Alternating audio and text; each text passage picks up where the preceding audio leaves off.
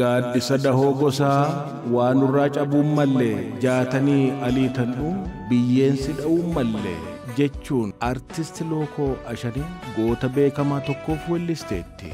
Goonni hawaasa keessatti beekamu waan hawaasni sun jaalatu sababa hojjeteef waan dansaa hojjete sanaan gosaa fi uummata bal'aa biratti yaadatamaa seenaansaa dhalootaa dhalootatti jajamaa leellifamaa jiraata. Keessaayyuu namni waan gaarii uummata isaaf hojjete yoo gaggeessaa ta'e immoo hunda caala. Gaggeessaan uummata biratti fagootti bakka hundaatti akka abidda tulluu gubbaatti mul'ata. Namoonni akkasii uummata isaanii biratti gaggeessaa ta'anii muudamuun waan dansaa hojjetanii bara hundaa jajamaa yaadatamaa jiraatan keessaa jaatanii aliitandhuu isaan tokkodha.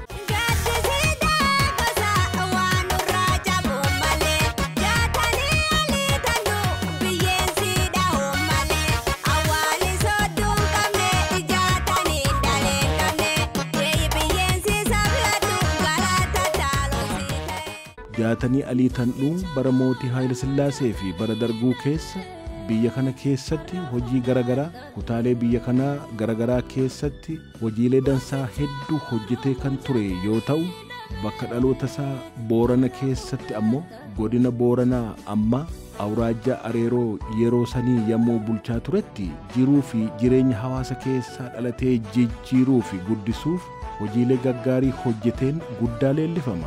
Hojiilee jajjaboon hanga har'aatti nama keessaa hin banne kan jaatanii alii hojjete hedduu ta'anillee isaan keessaa gurguddoon daandii tolchuu fi tolchisiisuu, manneen barnootaa ijaaruu, horsiisa loonii maddiitti horsiisee bultoonni qotiisa akka babal'ifatan jajjabeessuu, ilmaan akka barsiifatan gorsuu, tajaajilli baankii akka babal'atu taasisuu, loon isaanii furdisanii akka qarshiitti jijjiiranii baankii keewwatan barsiisuu, magaalota keessatti horsiifatee bultoonni akka manneen jireenyaa ijaarratan gochuu fi kanneen kana fakkaatan isaan jajjaboodha.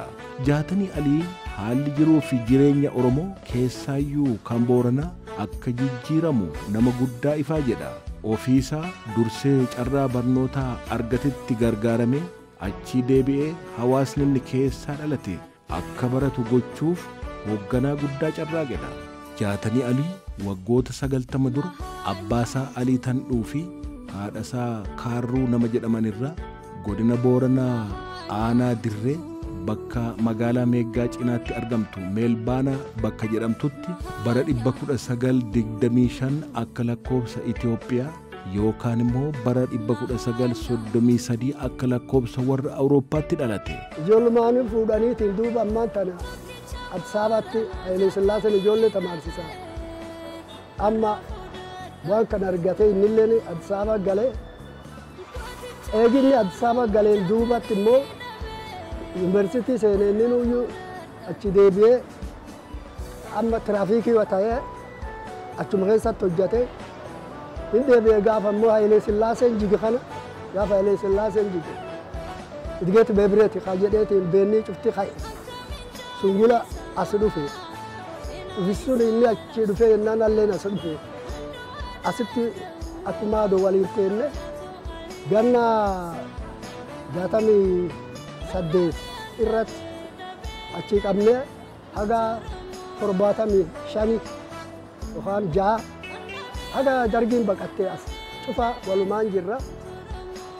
Inni warra ijoollee isaa ijoollee aliitandhuu keessaa maanda kanaaf Haayile Sillaaseen akka ijoolleen Boorana barattu gaafatan ennaani tiimiin ergan gize sun baachiin qaraa dabartee baachiin lammeessoo monam warri qara deem jaatanii muddaa jedhanii jaatanii muddaa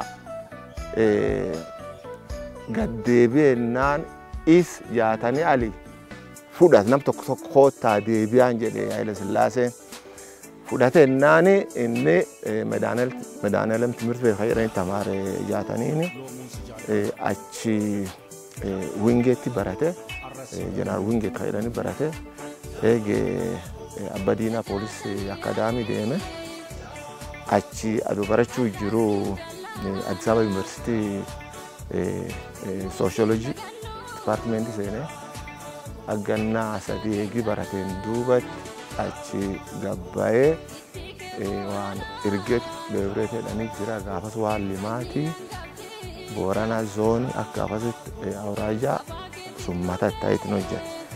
Jaatanii Alii hojii bulchiinsaa fi hawaasummaa garagaraatti bobba'ee bakka garagaraatti hojjete booda gara Booranaatti yoo deebi'u hojii nama keessaa hin dagatamne hedduu hojjeteera. Jaataniin duuba dhalootuminni dhalateeyyuu akki namaa akkuma namaatiyyuu dhalate jechuun inni namuma. Namni ammoo akka isa dhalate ammaan tanii jiru. Jaataniin eegi lafaa ka'e nadheen fuudhuu didee dadhaban. Maan fuudhin jennetti itti qorre. Yoo maan fuudhin jedhani lafi namni keenya kan waan baratin lafi namni keenya kan jiru kan namni cuftii waan baratin ani akkam fuudhu ijoollee warra kanaatti amma tiyyi malee nam tolchee irra du'aa jedhe. Nam tolchee irra du'u jedhee nadheellee fuudhu didee dadhaban. Eegi nadheen fuudhee waan onnee kan cufin dhaba. Waan an biyyaa tolchi jedhe kan cufin dhaba. Hin fuudhu jedheetti dadhaban. Damoosi isaa ijoolleen barnoota gimmaashii nyaatti. Ijoolleen barata. Cufaayyuu kaan kute kaallee kaanii kenna. Damoosi isaa yoo guyyaa kan fudhatu bor hin jiru. Oodee fixa. Jaataniin beeta jaataniin nama yeroo malee dhalatee yeroo malee biyya keessa gudde. Jaataniin nam pooletikaatiin jaataniin nam misoomaati.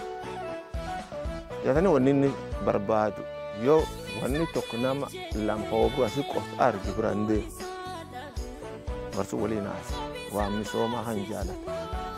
Bari inni achitti bulchaa achii tursuni yaaballoo mana tamaarii hin jiru.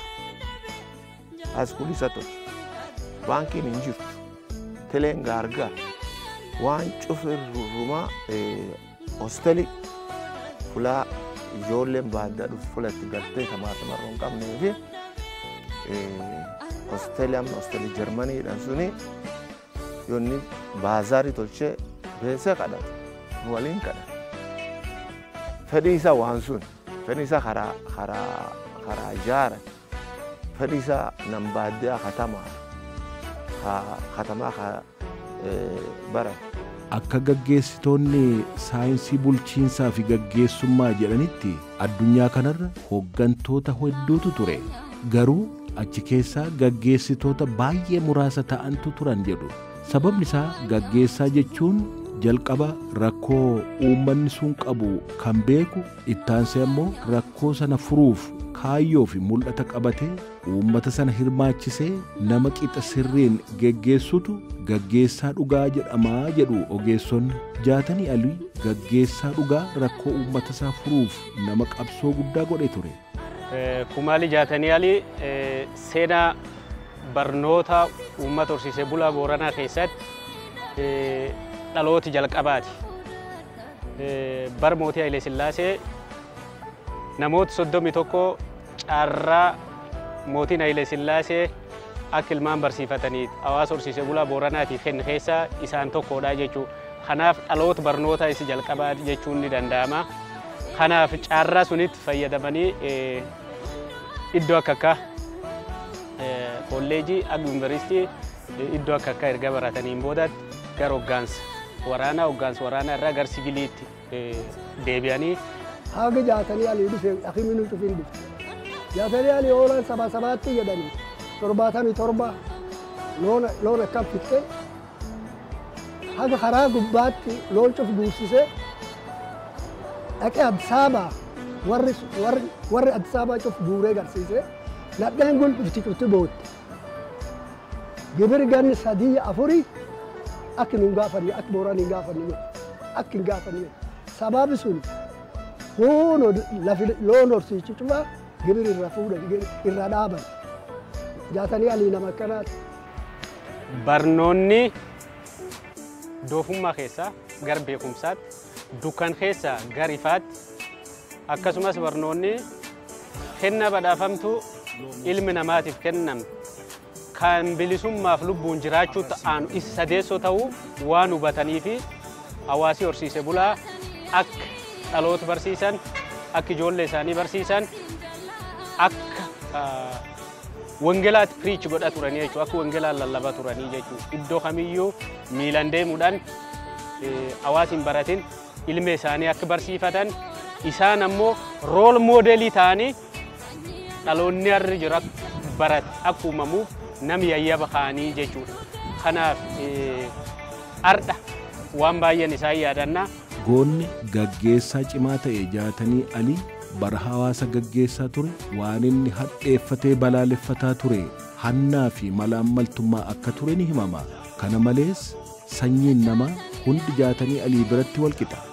Jaatanii Alii immoo nama yoo ani yoo ani akka argee dhaaletti wanni inni jibbu wanni inni akka malee jibbu namni jibbu gosa dhibiillee jibbu namni waan mangistii hatuuf namni nimati nyaatu jibba kan lubbuullee is durattu hin jedhan firdibeetiin tucurtii wanni armi dhaabbateetiin jedhu ifi coofu yaa waa fuutee jedhaan wanni inni jibbu tokkochuma kana. Jaataniin nama tiraavaalizimii hin jaalatu. Gositti nam gargar qoodan kan hin jaalatu. Inni akka inni ilaalu namichu nam tokko. Namichu nam tokko. Wanni inni keessuma jibban mallee haan. Attuuf Jaatanii namni gubboo fudhatuuf Jaatanii yoomsuu wal dhaban. Agam beekut hawaasallee agam beekut agan inni yaabaloollee beekut yaabaloo nunu hoteelii gala ba'ee algaa qabateetiin achi taa'ee bulchaa waan nafuuf jedhan wayaayyuu hin qabu. Jaatanii wayaa hin qabu waan sanii mama. Wayaa kophee ta'a poolisiin baaftuu hin deemu. Inni wanni inni herreegu waa tokko jira. Namni walafarra lakkisee deemuu malee marcuma bulchiisaa ta'anii nam dur deemanii yaa mootummaan achi irteette amma waqtii yaa kaayedha nooma lafatti lakkisanii deemuu suni akka isaatti nam sun oomaani warra akkasii maqaan itti baasu tokko jira. Udaantu marcuma irra taa'e udaan marcuma irra ta'anis bira hin dhufanii udaan hin ajaa'anii ammoo mootummaan achi kaa'e gar deeman hin qabanii karaa suniin nama laala. Jaatanii Alii hawaasni Booranaa maqaa garaagaraatiin waamaa ture.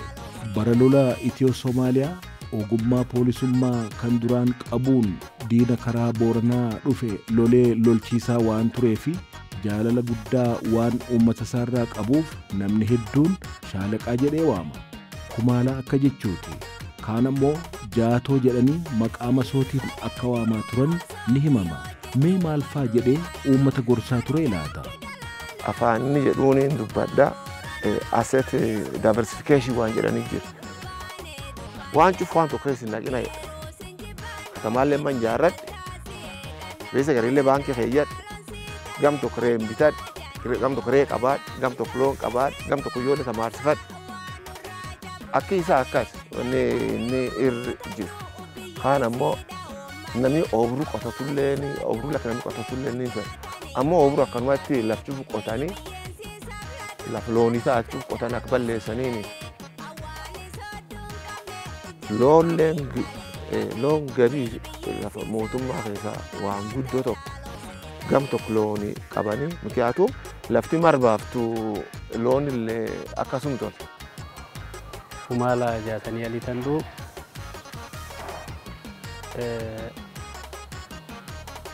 gooti dirree lolaati. Qaroo qoraa gaaddisaati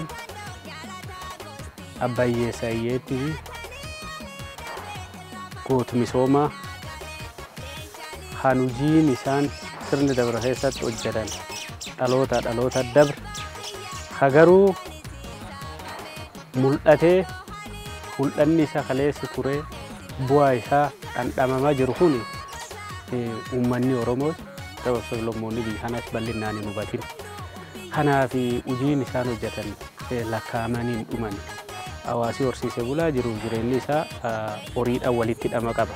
Aadaanis, kaalchiraalii taayit, laayiviliwudiin isaanii wanni hundumtuu horiidhaan walitti hidhata.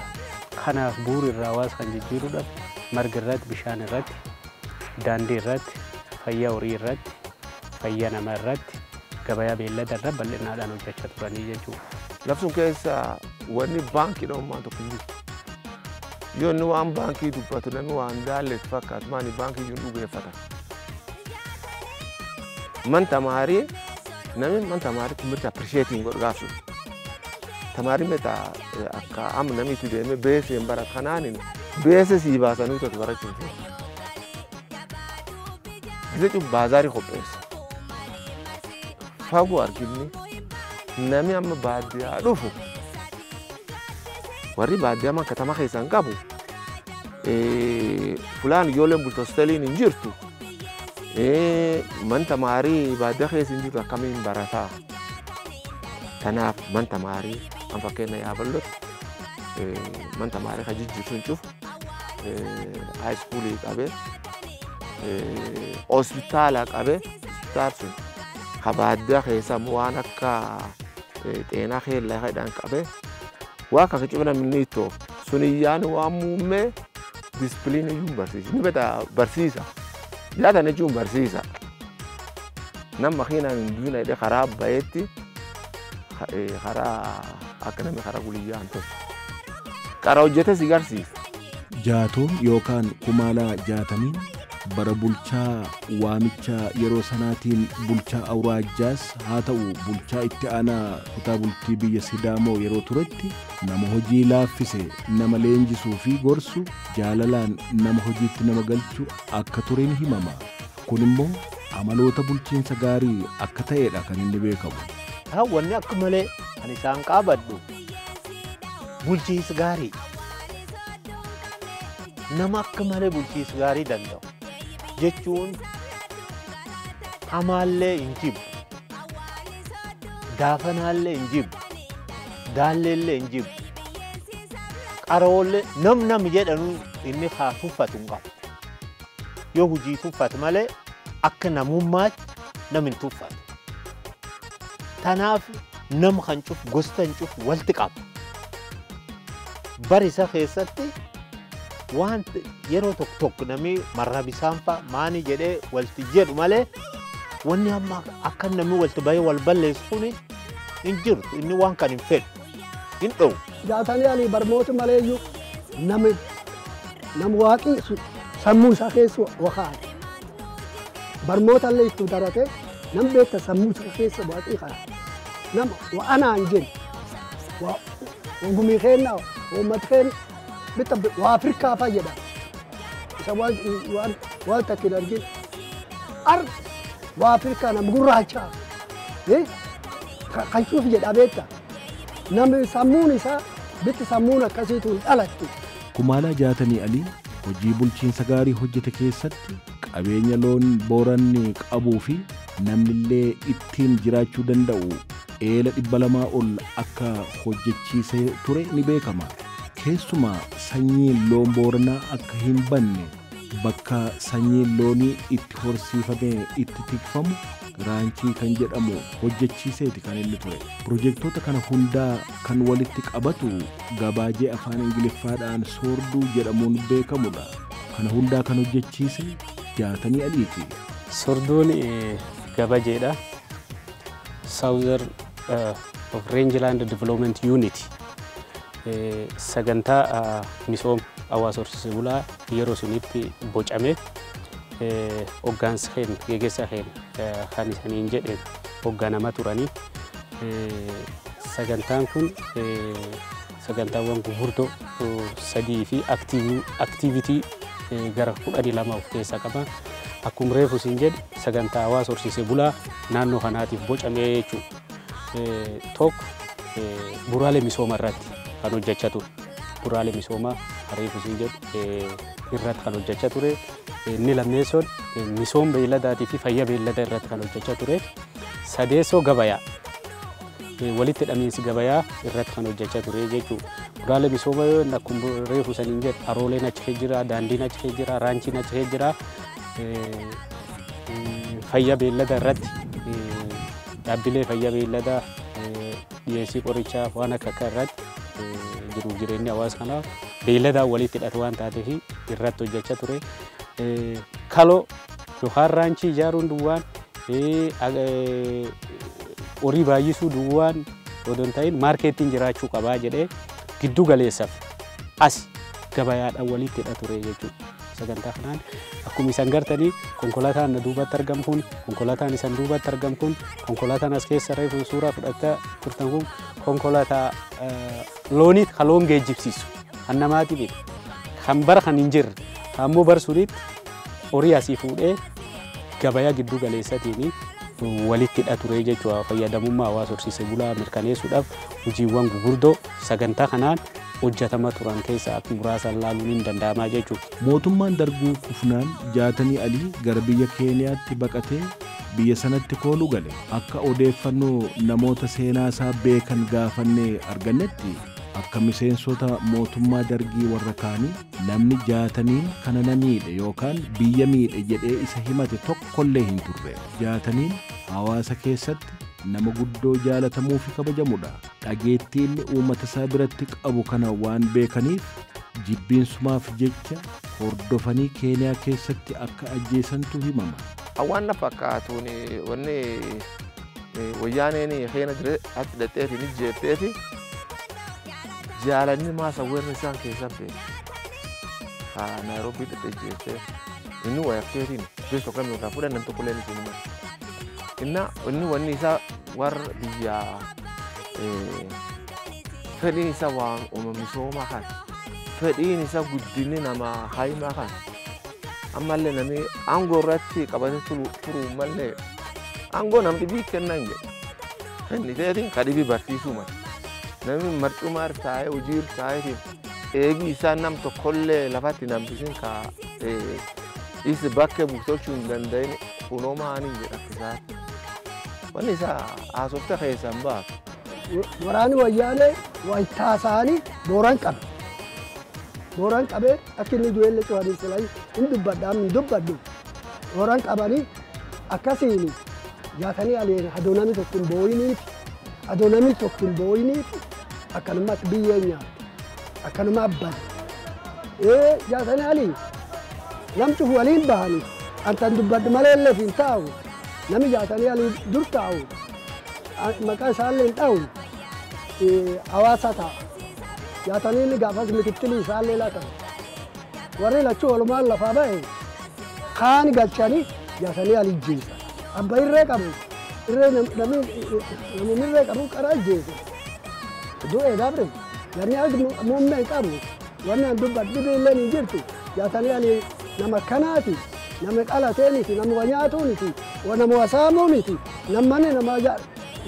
namni ijoollee ijaaru malee namni fi ijaarratuuniti, takka mana ijaarranne man tokko hin qabu.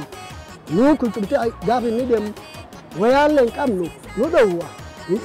Biyyi saamtanii jedha, biyyi nyaatanii jedha.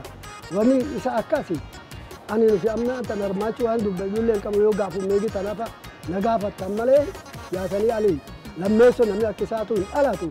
Jaatanii Alii dhabuun booranii itti godda'a. Akka malee itti miidha. Kanaaf namni kun miiri nu isaan qabannu miiri jajjaba. Namni hedduun waan isaarrallee yoo qabatin boo. Maan namummaa isaa callaafatu hin ta'in waan inni nama hojjetetti nan booda.